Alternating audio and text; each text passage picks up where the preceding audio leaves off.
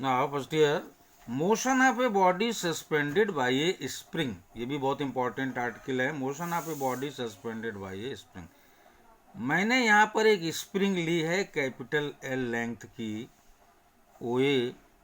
अगर मैं इस पर एक वेट, इस पॉइंट पर एक वेट चढ़ा दूं, कोई एम मास की बॉडी रख दूं, ये देखिए एम मास की बॉडी है, इसको रख दिया तो ये स्प्रिंग खींच जाएगी। खींच के इसकी लंबाई खींच गई है एल, वेट इसका लग रहा है एम जी, जाहिर है रीस्टोरिंग फोर्स लगेगा ऊपर की ओर F1। अब अगर मैं इसको और नीचे खींच दूं और छोड़ दूं तो ये क्या करेगी, ये मोशन करना शुरू कर देगी, ये मोशन करना शुरू कर देगी, ये बॉडी मोशन करना शुरू कर देगी। और मान लो किसी समय ये यहाँ से y डिस्टेंस पर है, उस समय weight M G, restoring force लगेगा F2। तो ये रहा स्प्रिंग का केस। अब जरा इसको एक एक करके एक्सप्लेन करते हैं। Suppose a light spring of length capital L, O is capital L, of length capital L is hanging from a rigid support O, यहाँ से ये लटकी हुई है। When a body of mass m is suspended from its lower end, यहाँ से body suspend कर दी, then due to the weight of the body, the length of the spring is extended. Spring की लंबाई स्मॉल एल बढ़ गई।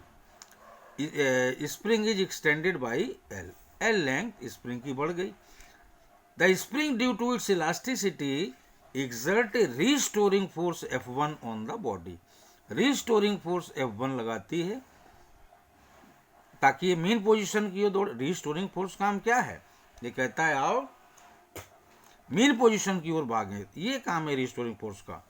तो इधर से restoring force F1 on the body. Hooke's law ये कहता है कि रीस्टोरिंग फोर्स F होता है माइनस के कांस्टेंट है, और जो भी चेंज हुआ यानी एक्सटेंशन यानी L, तो F is equal to minus K L, यही हुक्स लॉ है। तो F1 इज इक्वल टू, इसकी वैल्यू होगी माइनस के टाइम्स एल। आइए पॉइंट ए पर देखें, सॉरी पॉइंट बी पर देखें।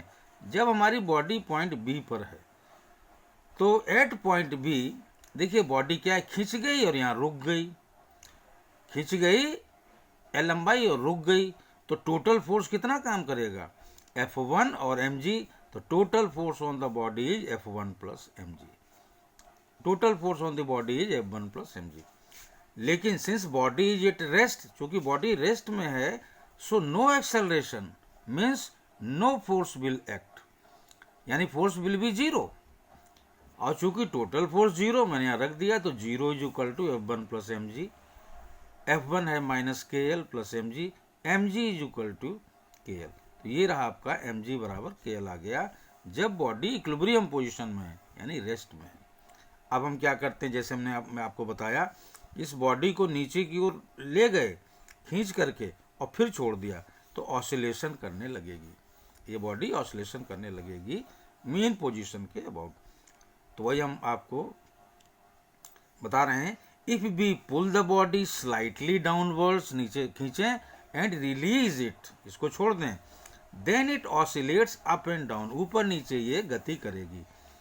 Suppose at any instant during oscillation the body is at a distance y from the या बिलो द इक्विलिब्रियम पोजीशन, यानी जब बॉडी मान लो जब ये ऑसिलेशन कर रही है उस समय ये पॉइंट C पर है।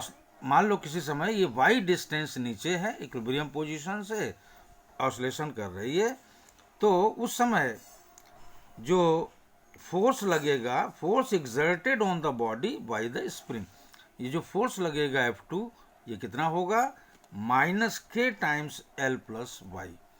ध्यान से देखिए, restoring force F, Hooke's law क्या कहता है, माइनस के टाइम्स कितनी लंबाई बढ़ी, पहले L बढ़ी थी और वाई और बढ़ी, तो L प्लस वाई। तो ये आपका रिस्टोरिंग फोर्स F2 की वैल्यू आ गई। नाउ जब ये बॉडी पॉइंट C पर है तो देखिए ऑसिलेशन कर रही है, तो आइए हम देखें at point C total force कितना लग रहा है। Total force on the body is F2 plus mg, F2 plus mg।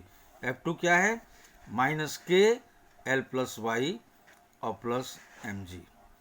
तो minus K L minus K Y plus M G, M G बराबर के एल, तो ये दोनों आपस में कैंसिल हो गए, बचा क्या, माइनस के वाई। चूंकि ये बॉडी ऑसिलेशन कर रही है, जाहिर इसमें एक्सेलरेशन होगा। If alpha is the acceleration produced in the body, then by Newton's law of motion total force क्या होना चाहिए, mass into acceleration.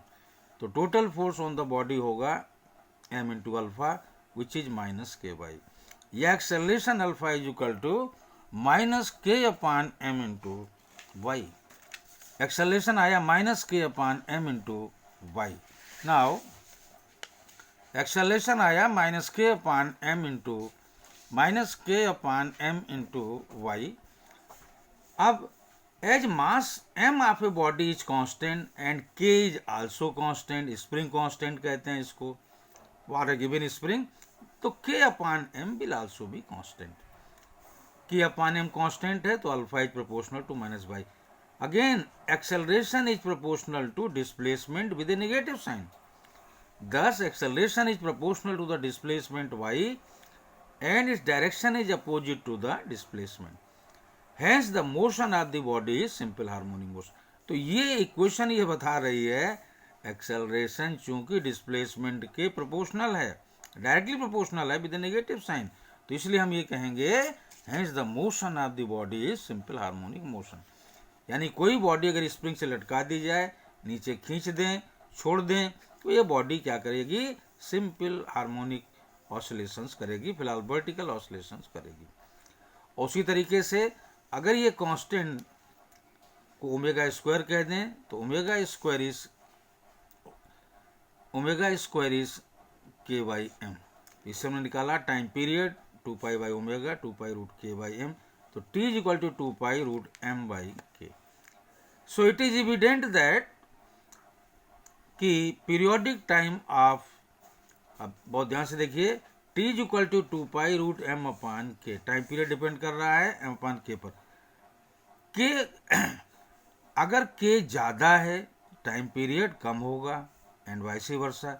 It is evident that periodic time of a hard, यानी जहाँ पर के ज़्यादा है उसे हार्ड स्प्रिंग कहेंगे, hard spring is less compare to a soft spring, यानी जिसका के स्मॉल है।